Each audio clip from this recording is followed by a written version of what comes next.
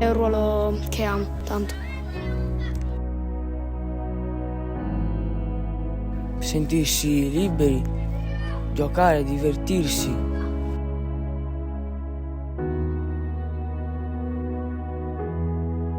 Il portiere è sempre stato il mio sogno più grande, ho amato sin da quando sono bambino questo ruolo.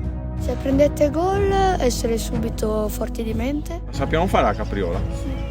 Se no impariamo oggi. Un portiere è un ruolo molto impegnativo in cui hai a carico tutta la squadra, ma anche tutta la squadra a carico te. Corro, paro, mi piace, però non so ancora se fare il portiere attaccante. Che è divertente tirarli ai compagni e pararli ai compagni che te li tirano. Durante l'allenamento mi piace più tuffarmi sulle palle alte. E anche quando facciamo le capriole, sì, mi diverto tanto.